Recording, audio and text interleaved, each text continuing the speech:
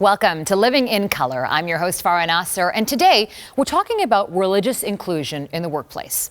What rights do employees and employers have when it comes to dress codes, hair, including facial hair, and celebrating non-Christian holidays?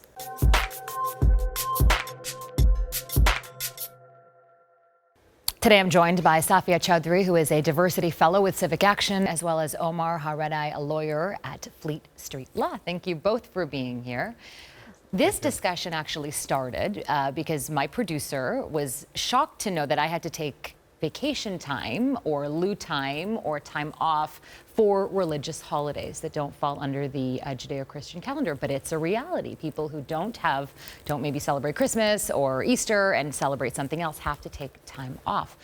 Let's start with you, Omar. What are the rights that employees have, and when should they be talking to their employer, and how should they be talking to their employer about things like this? Well, I think it's important to keep in mind that religion historically has been one of those grounds or one of those areas where people have historically been persecuted. So in many countries, in many societies, even right here in Canada, people were not allowed to practice their religious beliefs. And so for that reason, we have it in the Ontario Human Rights Code, we have it in the Canadian Charter, that there are protections in the law for people's religious practices. And in this particular case, in the context that we're talking about, having a day off from work in order to actually attend a religious celebration is certainly something that an employer should recognize, should encourage, and work with their employees to ensure that they actually have the appropriate time off. Let's talk about how it pertains individually and personally. Safiah, tell me about what it's been like for you trying to take time off. Yeah, so I would say in most instances that I know of, it is required to take a vacation day or lieu time, which obviously takes away from your overall allowance. I know for people who are on short-term contracts or people who are still within the probation period, they're not entitled to vacation time yet, or they don't have lieu time, in which case they have to take a day off without pay if they want to celebrate a religious holiday, which is I think an unfair requirement that people who are expected to now make a trade-off. I have a number of friends who frequently have to make that decision and always opt usually for working because they can't in their budget account for not getting paid for that day. It's also when Eid, for example, falls on a random day, a Tuesday, a Wednesday. It's challenging to take that random day off in the middle of the work week. And even though there's an understanding that technically you need time off, there's still always some apprehension around whether or not to do it. For me, I love Eid. I love all celebrations, so I'm taking it off. Right. And I'm letting everyone know why I'm taking it off, but I know for a number of people that's not the case. Right.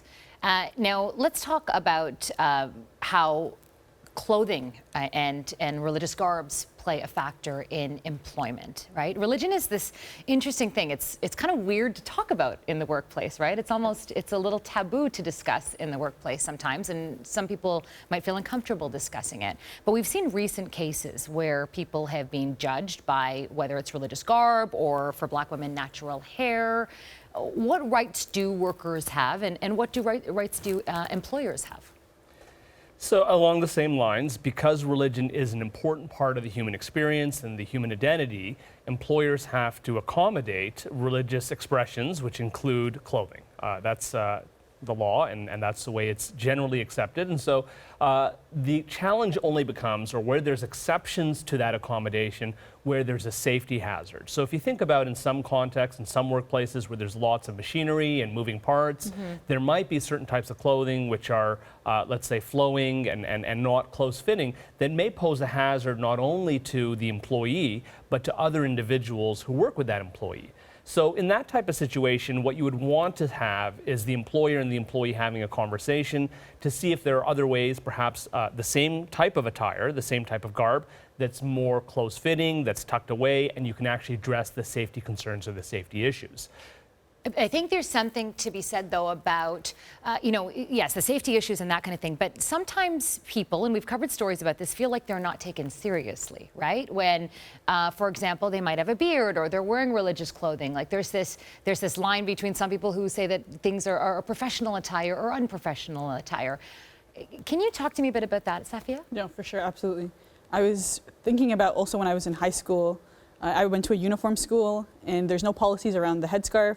So when there's no policies, everyone makes things up. And even in moments like that, it's a choice as to how to enforce a policy that doesn't exist, even though there's a recognition around what's appropriate.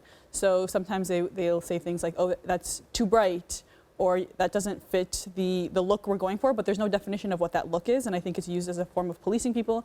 I also think that we're being visibly identified as belonging to a faith tradition that is always in the news for something or the other, you become almost a token, oftentimes, for that religion. And so there's been instances where in a professional environment, people have, ISIS was in the news for something, and somebody specifically came to me, nobody else, and asked, hey, Safiah, what's your opinion on beheading? As if I have an opinion on beheading that would differ from any other person. Any in the person. world, yeah. And that's exactly what I said. I said, what is it about me specifically that made you seek me out to ask me that question? And I always prefer that people recognize their own biases as opposed to me kind of challenging it. So it's fun sometimes to see people recognize the hole that they've dug themselves into, but it comes up all the time. And I mean, questions, of course, are fine and they're welcomed, but it's always about what is the underlying reason that you're asking this question and what assumptions are you making when you're asking this question, which of course is something that personally I have to manage because you don't want to be angry at your coworker. You don't want to call somebody out in a professional environment when sometimes really you need to. If there's no policies, like in the school you were saying that people are making up, how do things get enforced? At the end of the day, the employer has to have a conversation. I recognize, this is a little bit different situation than the holidays. You're away, no one's really going to ask any questions. If you're visibly identifiable adherent of a religious faith, which is different than just, hey, I'm taking a day off and I'm going and celebrating. There are some very unique and different challenges that occur in the workplace, including discrimination on behalf or by fellow employees. And so in these types of situations, it's important to have a close relationship and open lines of communication with the Human Resources Department, if one exists, with your manager or your supervisor, explaining what your concerns are, what your needs are as well, and ensure that, again, there's going to be an inclusive workplace environment, which is an obligation for every single employer. So the obligation here to change and transform those cultures where those types of things occur starts from the top. And as a lawyer, one of the first things we say to employers is, well, you need to start to create those policies. If they don't have those policies, they're going to spend more money seeing a lawyer in an urgent situation, trying to figure something out last minute, and trying to get some summary advice. Whereas if they have a policy, review and revise the policy periodically, they can proactively deal with these situations. Let's go to that conversation, though, between the employee and the employer, as you mentioned, and go back to religious holidays. So how should somebody bring this up to their employer, and when should they bring this up to their employer?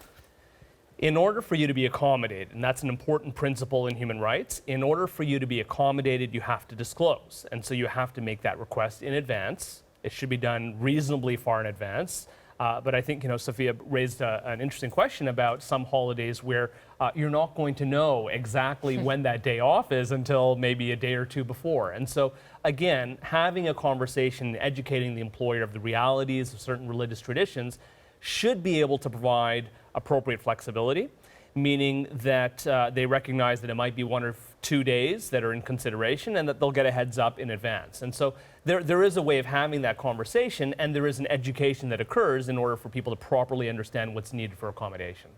Have you ever had a problem trying to get a day off? Has it ever been an issue for you? I've personally never had a problem taking a day off for whatever reason, for religious or otherwise, but certainly I know many people who have. And I think that there's other ways. I never like having to use vacation or lieu time or float days because, like I mentioned, it takes away from other plans that I have. And in my mind, there's other alternatives. I know people who work for organizations that are Islamic focused. So it's a Muslim organization, and they provide Eid off to everyone, to all employees, including on top of the Christian holidays. They even, in some organizations I've heard, they even get the week off for the pilgrimage, which you can take at any point in your time with the employer. So for non-Muslim staff, they can also take a week off at any point during their time with the organization. I think there's creative ways to do it, and I think that the reason that you can just use your vacation as a way to do it, I feel is a little bit of a cop-out. So I just had a question as to then how does it work for people? Because vacation entitlement comes after a certain number of hours worked or a certain period worked. So for people who are on summer contracts, in which, for example, Eid falls twice in the summer, then they have to take vacation no pay. Is that within still within the legal framework that technically you're given a day off, but you are sacrificing a day's worth of pay? So it's a sacrifice that you're choosing to make, I think, is the rationale. But you hit on a very important point here, where in society, generally what we're seeing is that there's more and more of a shift towards contract employees as opposed to full-time employment. And those contract employees have a lot less stability, they have a lot less protections, and they're far more vulnerable. And when we're talking about accommodations and religious practices, they're going to be the individuals who have far greater difficulty not only getting that flexibility from the employer, but also potentially in terms of the treatment that they receive from their fellow coworkers. They are the ones who we often see in law are the ones that are most vulnerable and receive the most, I would say, questionable type of behavior. Let's go back to clothing and facial hair that we were talking about. What you were talking about safety standards, and if there's like a long flowing garment, for example, and there's machinery. But what about in other cases? Because again, we've seen this in the media. I anchor the news. I see cases like this. What have you noticed? Have you noticed a difference, or has this been going on for a long time? It's been going on for a long time, and I can say I have a lot of cases. I've actually litigated quite a few cases around these areas, for sure.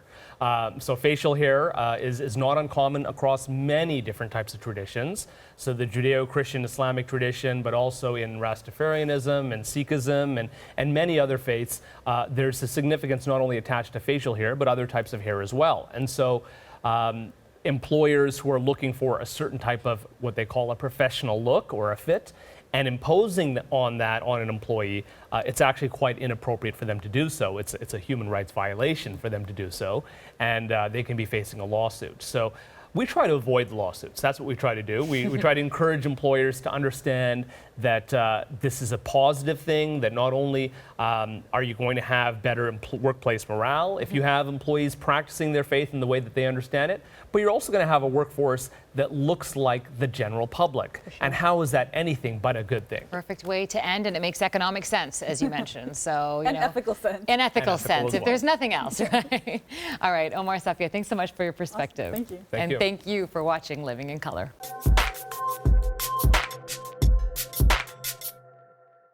Thank you for watching Living in Color. If you enjoyed the show, please subscribe to our YouTube channel. And if you have an idea for a future Living in Color episode, we'd love to hear your thoughts. Please leave them in the comment section.